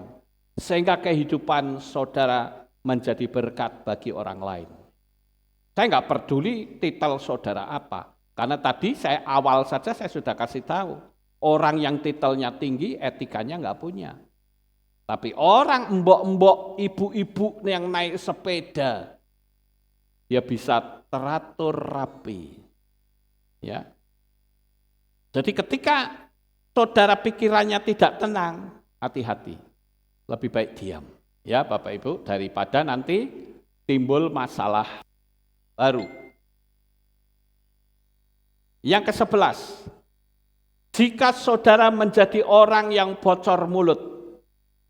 Nah, kalau ada orang yang konseling, kemudian saudara kan bisa menangkap ya, ini konseling ini itu sifatnya rahasia atau umum. Kadang orang tidak bisa membedakan ini rahasia pribadi, dianggap itu umum sehingga disebarluaskan kemana-mana. Sampai-sampai saya berulang kali diberitahu oleh beberapa orang dari gereja lain yang berkata, saya sangat tidak sejahtera karena masalah saya selalu naik ke mimbar. Jadi lebih baik kita nggak ngerti masalahnya. Kalau makanya saya kan nggak mau besuk kemana-mana, biar istri saya yang besuk bersama dengan tim. Kenapa? Karena kalau saya ngerti masalah saudara, saya nggak bisa ngomong saudara. Wah nanti kalau saya ngomong begini, orangnya datang tuh ada di sono. Jadi saya rasa rising, kikuk untuk ngomong. Tapi kalau saya nggak ngerti, ya sudah, pokoknya firman Tuhan ngomong apa, ya sudah saya sampaikan. Perkara itu kena atau tidak bukan urusan saya. Anggap saja kalau kena berarti itu teguran dari Tuhan. Paham Bapak Ibu? Daripada saya ngomong nanti orang bilang, waduh naik mimbar masalahku. Akhirnya orang jadi tersakiti. Mimbar tidak lagi bersih, tetapi hanya untuk mukulin orang. Wah itu orang itu aku nggak suka, tak pukul dari sini. Waduh, tidak baik saudara. Kehilat bukan lagi menjadi kehilat yang bersih, tetapi menjadi kehilat yang isinya saling fitnah, saling membenci, saling menghujat. Kalau gereja model begini bubar, saudara. Karena sudah terbukti, beberapa tahun yang lalu saya diberitahu oleh satu jemaat yang pindah ke sini, saya tanya, loh kamu kok bisa pindah kenapa? Saya nggak suka karena di situ banyak sekali pertentangan. Antar jemaat satu dengan yang lain ribut. Nanti pendetanya ribut. Sampai-sampai Pak pendeta ini ngamuk sama tetangganya dipukul pakai helm. Waduh lah, ini kan jadi enggak karu-karuan, saudara. Ini justru merusak pekerjaan Tuhan kalau model begini. Dan faktanya, apakah gereja itu bertumbuh? Tidak, bubar bahkan, saudara. Dan orang yang berurusan dengan Pak Pendeta itu pasti bilang, hore, rasain lo, lebih baik keluar dari sini. Pekerjaan Tuhan jadi tercemar, saudara. Kenapa sih kita tidak bisa ngalah gitu loh? Ketika kita dimusuhi, difitnah, dicaci maki, dihujat, kenapa sih kita tidak bisa ngalah? Ada pepatah Jawa yang berkata, sing waras kudu ngalah, saudara. Artinya orang yang waras itu lebih baik ngalah. Ngalah bukan berarti kalah. Paham ya Bapak Ibu? Jangan sampai nanti orang bilang, saya khilaf, wah telat. Pekerjaan Tuhan sudah tercemar. Kita harus berhati-hati di dalam menjalani hidup ini, supaya kehidupan kita berkenan di hadapan Bapa Yahweh. Kita lanjut yang ke-12. Nanti ayat-ayatnya baca sendiri ya di rumah, supaya enggak kelamaan saudara. Ketika saudara tergoda untuk menyanjung orang jahat hanya karena punya kuasa atau uang, istilahnya jadi penjilat, saudara. Pokoknya orang itu dikasih duit, wah orang itu pasti jadi penjilat. Itu tidak baik, saudara. Menjijikkan. Dan para penjilat itu biasanya bermuka dua. Ketika dia tidak bersama orang itu, dia bisa jelek-jelekin orang itu. Tapi giliran dia ketemu sama orang itu, dia bisa sanjung-sanjung orang itu. Itulah yang disebut dengan penjilat. Itu sangat berbahaya, saudara. Orang-orang yang seperti itu bukan sebagai sahabat yang baik, tetapi saya menyebut dengan istilah musuh dalam selimut. Kita mesti di dalam menjalani hidup ini, apalagi di dunia menjelang zaman akhir ini, kita mesti waspada. Jangan sampai kita seperti ikan. Tahu seperti ikan? Gampang dipancing, saudara. Dipancing-pancing, wes keluar semua. Hati-hati, saudara. Kalau saudara tergoda untuk menyanjung orang jahat, saudara akan berbahaya di hadapan Tuhan. Saya berulang kali berusaha untuk diatur oleh orang-orang yang punya uang. Dulu ya, waktu dulu. Supaya saya tidak panggil nama Bapak Yahweh. Tapi saya bilang tidak bisa. Saya punya prinsip kebenaran harus saya sampaikan. Loh kenapa? Lah saya ini kan dikasih makan saudara. Betul enggak? Halo? Saya kan enggak kerja saudara. Dan saya dapat makanan kan uang saudara. Jadi kalau saya makan duit saudara, saya harus memberitakan kebenaran supaya orang yang kasih makan saya selamat. Kan begitu. Baik yang ada di sini maupun yang ada di rumah masing-masing. Tiap malam setiap saya berdoa, saya selalu katakan Tuhan jaga lindungi umat-umatmu, Kehilat Alef Tau. Juga para subscriber. Saya tidak pernah ketemu dengan mereka, tetapi mereka mengasihi kita, mereka mendoakan kita. Maka doa saya Tuhan berkati mereka. Karena poin kita terakhir hanya sampai rapture saja. Saya terus terang kalau sudah bicara rapture tuh rasanya ngeri sekali saudara. Karena kalau sudah rapture dunia ini nggak ada Tuhan loh. Roh Kudus kembali. Lah sekarang ada Tuhan saja orang nganggap enteng, saudara. Saya katakan sekali lagi, kalau sampai saudara ketinggalan, saudara punya rumah sebesar apapun, nggak akan ada artinya, saudara akan keluar. Karena rumah itu pasti akan disita oleh si mata satu. Kemarin saya lihat di YouTube, saudara, saya lihat rumah-rumah termahal di dunia. Ada rumah yang harganya 2,4 triliun. Padahal luasnya sekitar 2.000. Tapi dalamnya super mewah, ngeri sekali, saudara. Dan saya dalam hati berkata, betapa beruntungnya orang yang bisa menempati rumah ini. Tetapi kalau sampai ketinggalan, Anda akan berubah menjadi gembel. Nggak akan bisa saudara tempati rumah itu. Saya lihat seperti ini, ya, rumah yang mewah-mewah itu, sampai dalam hati saya berkata begini, ini sebetulnya orang kerjaannya apa sih?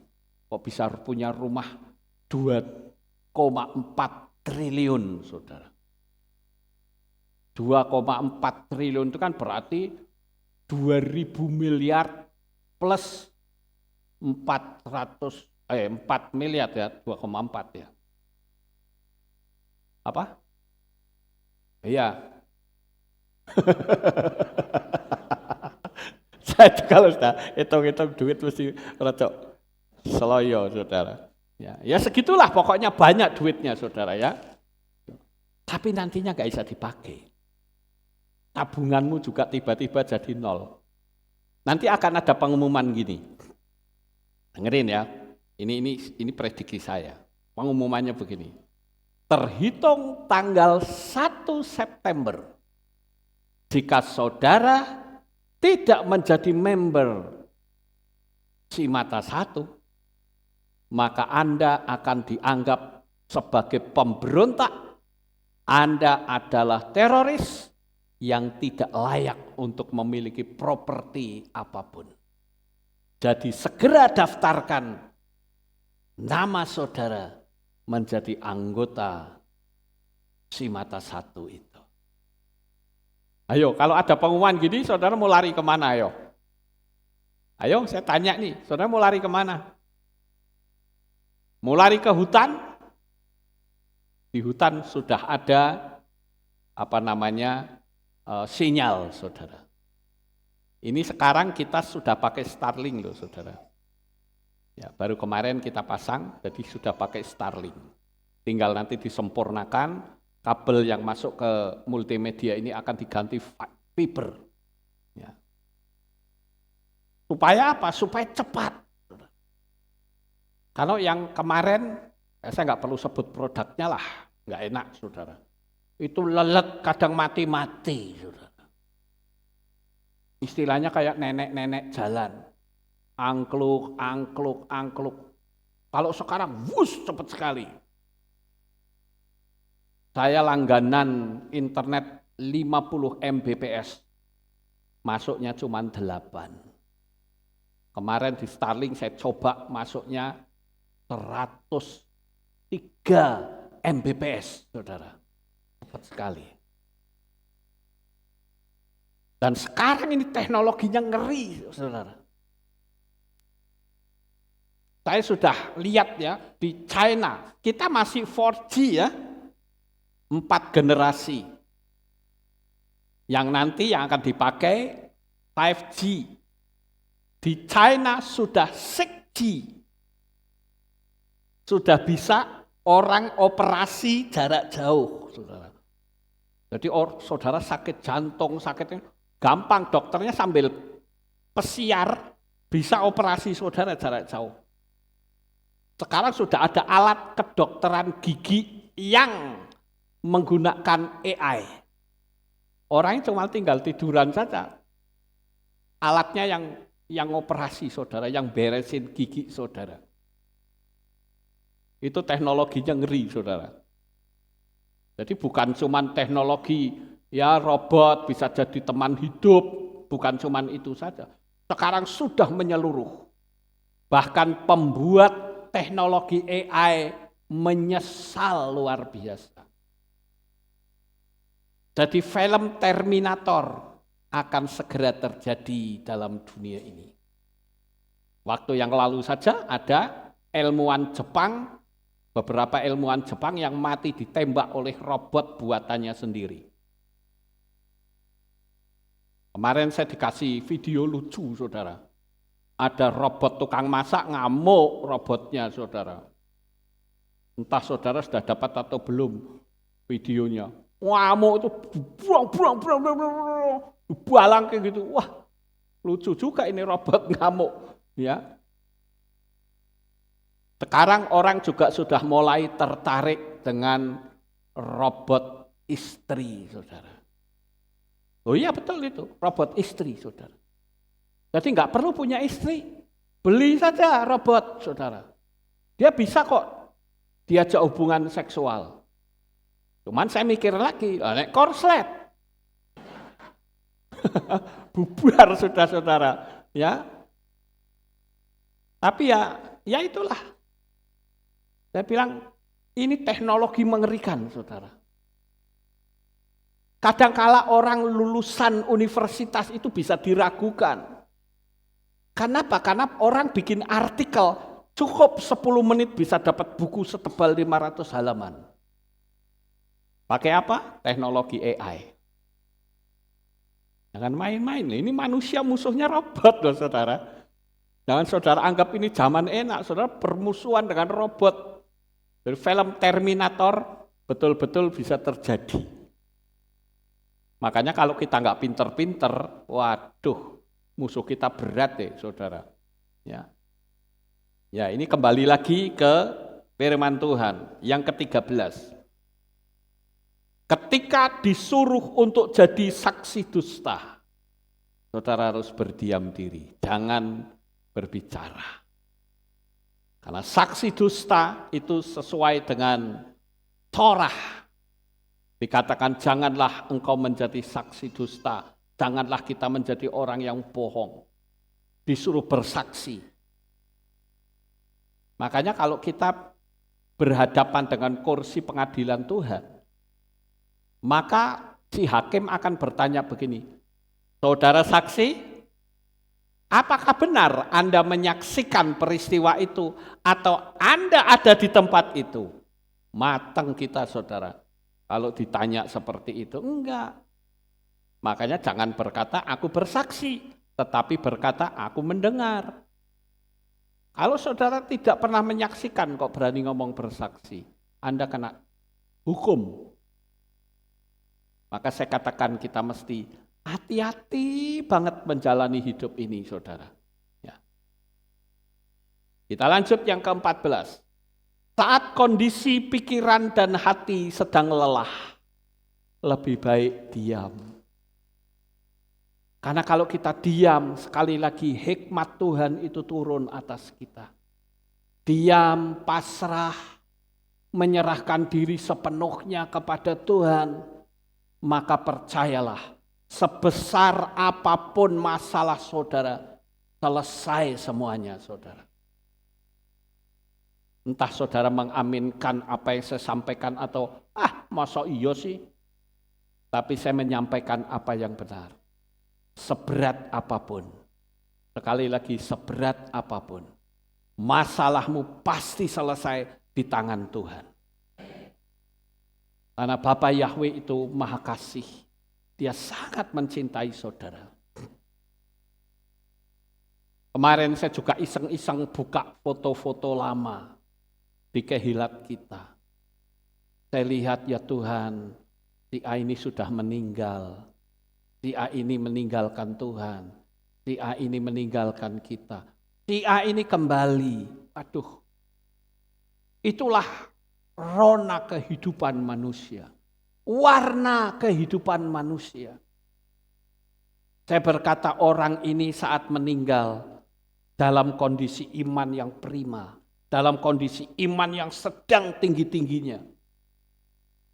Berarti dia pasti sekarang sudah bisa menikmati apa yang Tuhan janjikan. Kita ini kan sedang menunggu Bapak Ibu. Waktu yang sudah tidak lama ini kita perlu pergunakan dengan baik. Ketika hatimu lelah, pikiranmu capek, ayo berdiam diri. Tarik nafas yang panjang. Tahan sebentar, hembuskan. Lakukan itu berkali-kali. Katakan, Roh Kudus tolong saya. Dan saya katakan dengan pasti, engkau sekali-kali tidak akan ditinggalkan Tuhan. Tapi engkau betul-betul diangkat, dibela. Kita bersyukur punya Roh Kudus. Karena Roh Kudus yang tolong kita. Sekarang yang ke-15. Ketika kita tidak memiliki solusi atau jawaban yang bijak, lebih baik diam. Kadangkala kita berhadapan dengan jalan buntu seperti gambar ini. Bagaimana ketika jalan buntu ada di depan kita? Biasanya begitu orang ketemu jalan buntu langsung hands up, ya Tuhan aku nyerah. Tapi saya katakan jangan pernah menyerah. Selama kita berpegang kepada tangan Bapa Yahweh, dia pasti bisa buka jalan. Haleluya. Betul saudara. Seberat apapun, bahkan kau berhadapan dengan jalan buntu, ikuti saja pola Tuhan, pasti tembus saudara. Pasti tembus. Bayangkan, itu tembok Yeriko, itu di Meriam gak akan jebol saudara. Tapi cuman cukup dikelilingi saja. Tuhan perintahkan kamu kelilingi 1 hari 1 kali, dan hari yang ke-7 kamu kelilingi 7 kali. Jumlahnya 13 itu angka unity. Bukan angka sial, tapi angka unity menurut pola Ibrani. Dan ketika mereka berteriak, ada oknum-oknum ilahi yang datang membongkar bangkirkan tembok Yeriko. Jadi hari ini saya beritahu, baik Bapak Ibu yang ada di sini maupun yang ada di rumah masing-masing, jangan takut, jangan gentar. Percayalah, Bapa Yahweh pasti tolong saudara. Apalagi kalau saudara bertekad, ketika dia tolong saya akan bersaksi. Tuhan bilang benar, oke kamu bersaksi, ya tak tolongin. Itu wujud dari kepedulian kita, merespon kita kepada Tuhan yang sudah tolongin kita. Makanya kita wajib untuk bersaksi. Karena dengan saudara bersaksi, maka akan Tuhan tampilkan mujizat-mujizat yang lain. Pokoknya yang penting kalau saudara ketemu jalan buntu seperti itu, katakan, dia bisa buka jalan. Kenapa? Karena Tuhan itu tidak bisa dibatasi dengan cara apapun.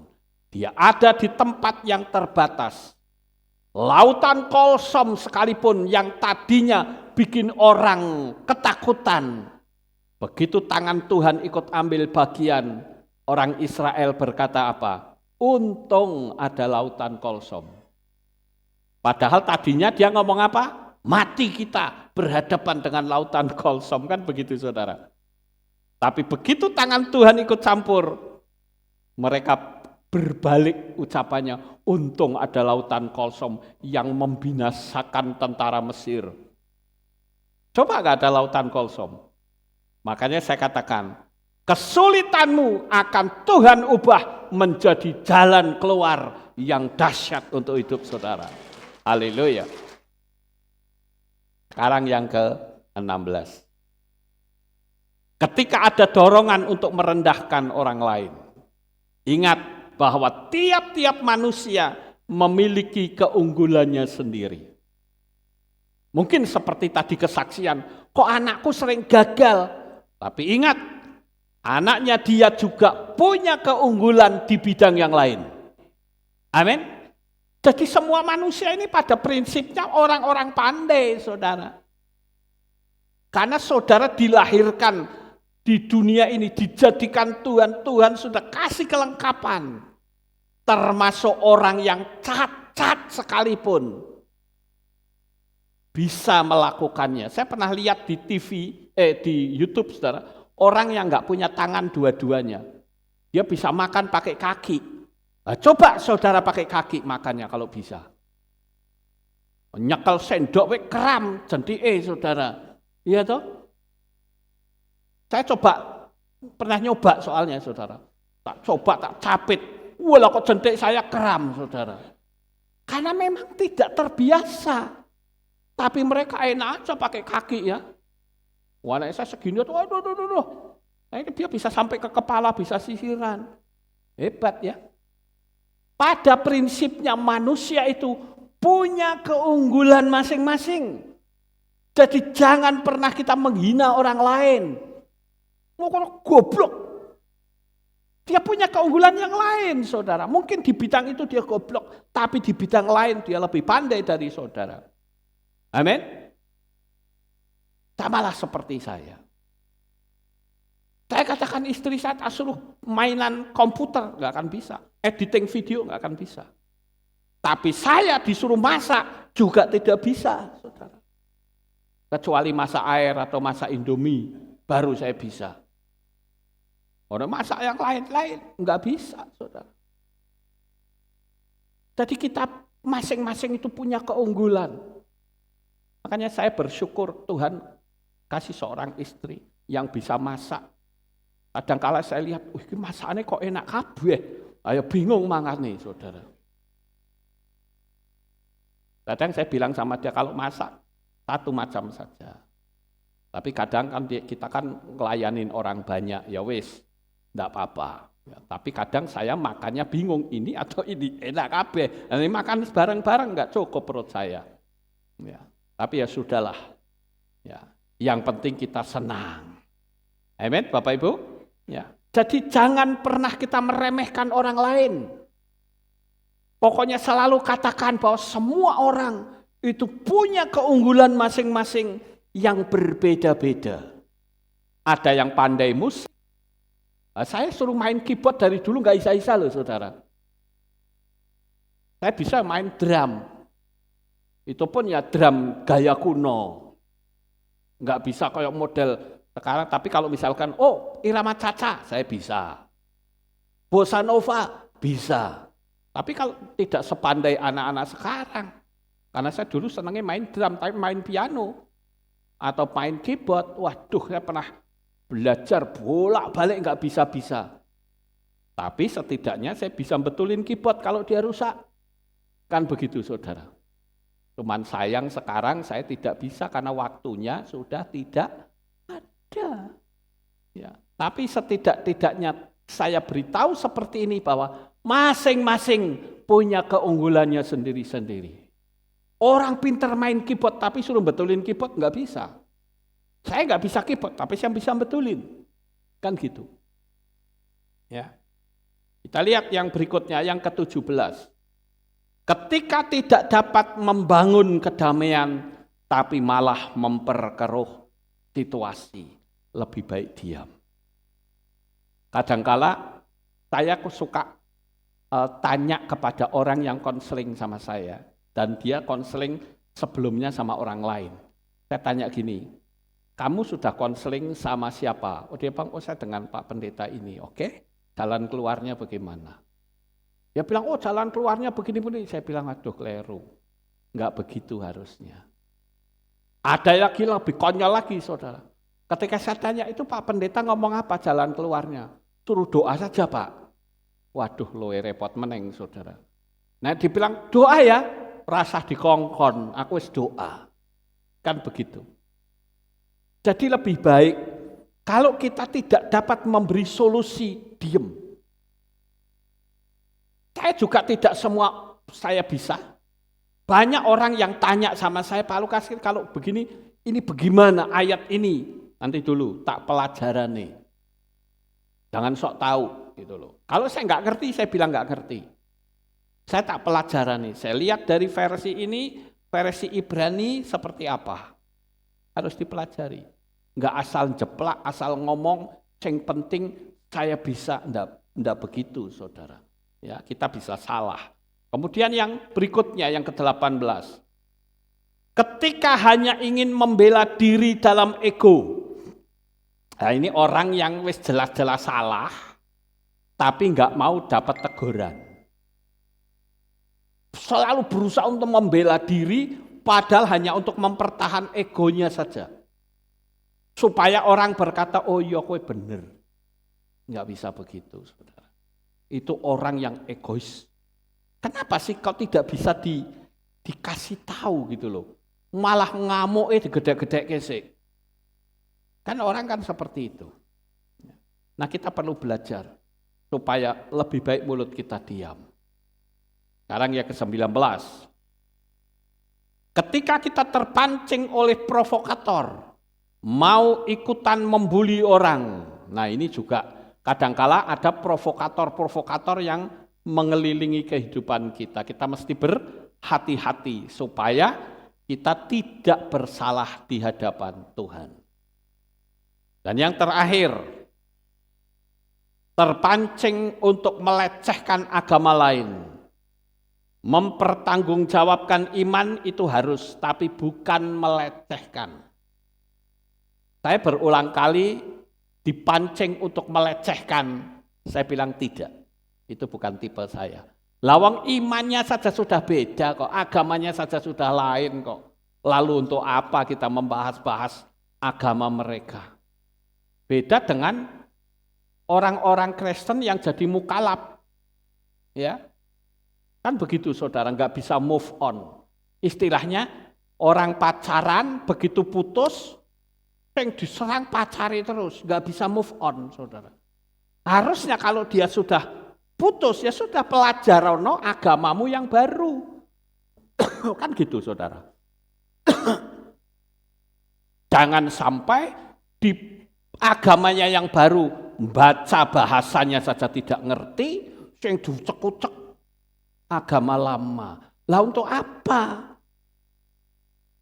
Kalau memang tidak suka ya sudah lebih baik diam. Apalagi sampai membakar kitab suci. Ini bodoh banget saudara.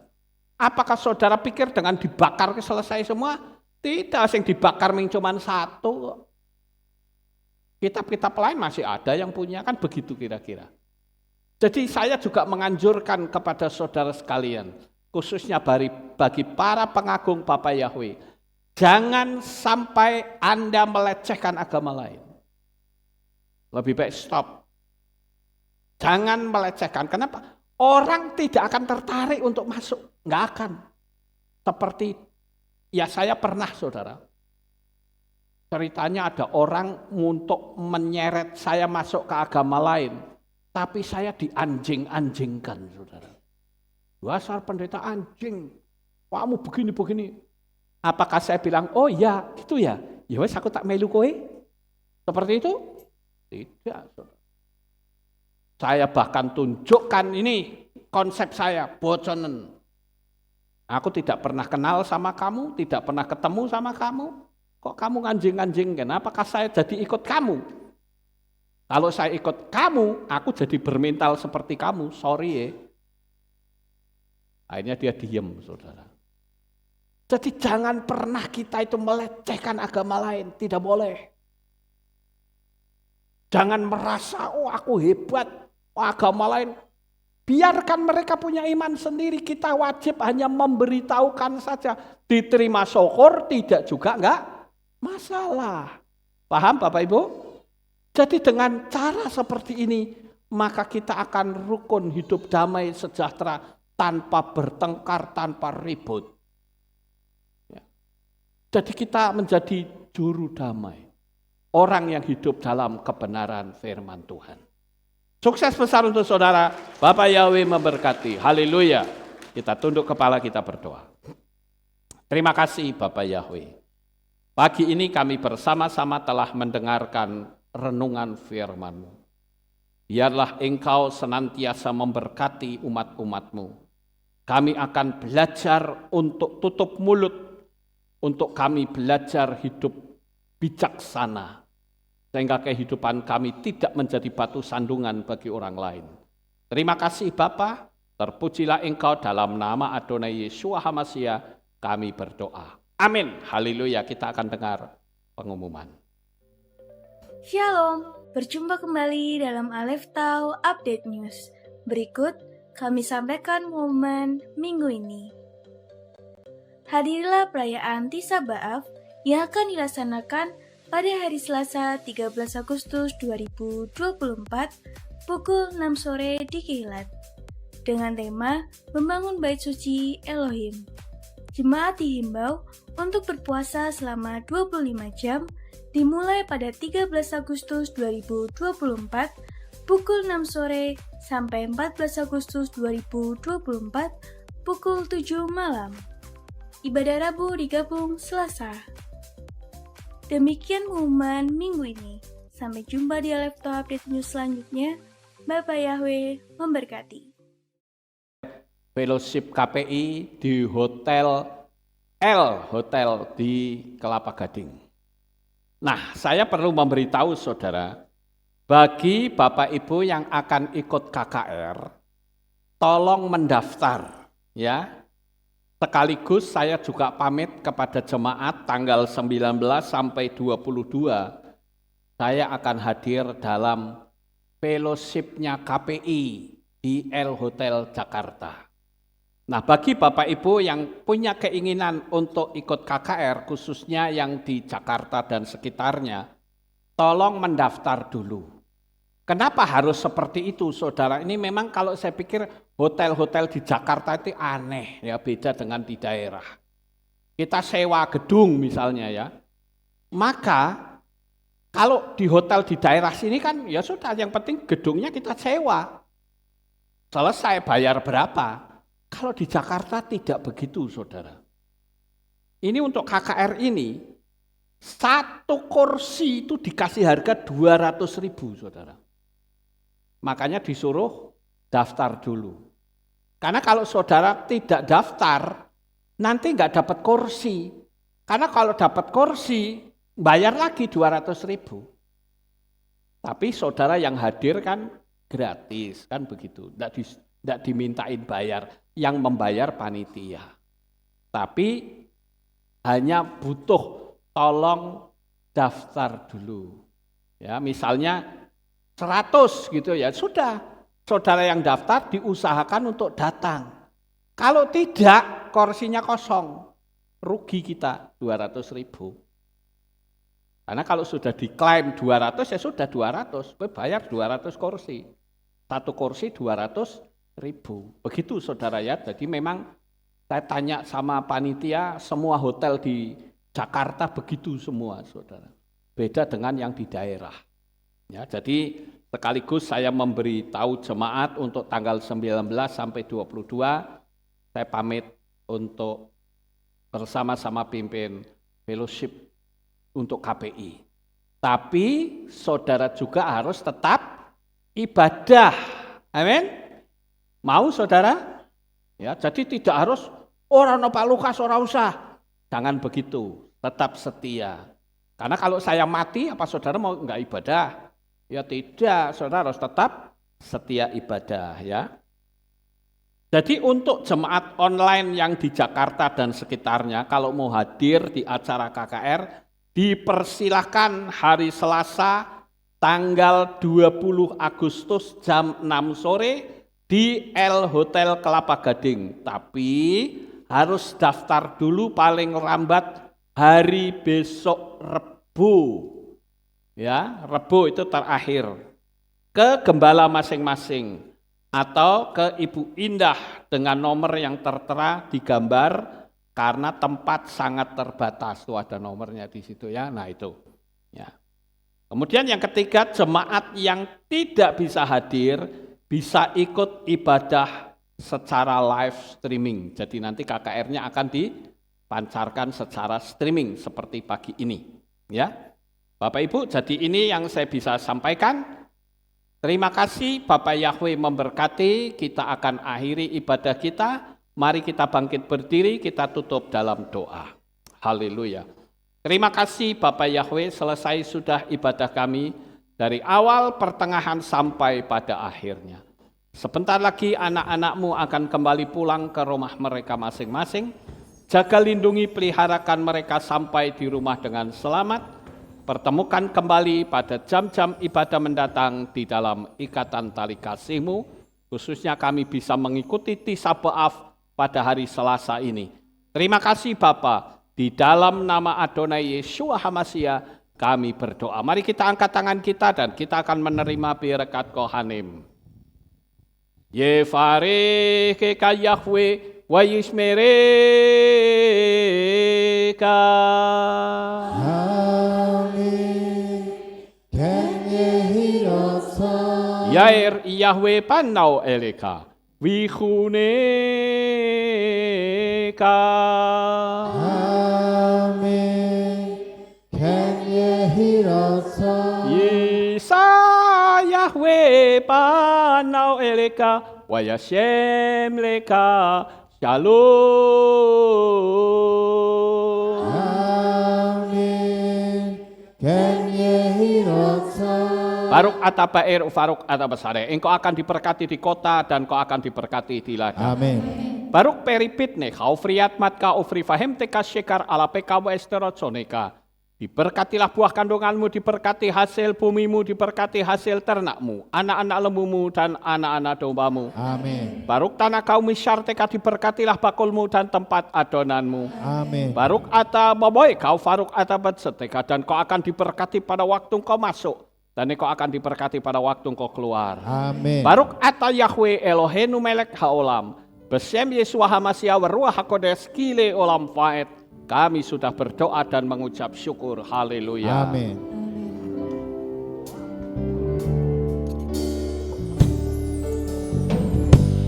Yevarechecha ve'yishmerecha Yevarecha Ya'el Yahweh Panau elecha vichuneka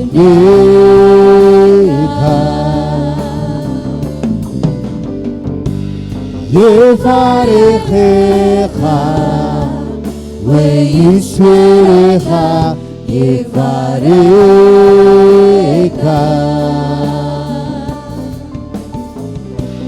Yisa Yahweh Panau elecha vichuneka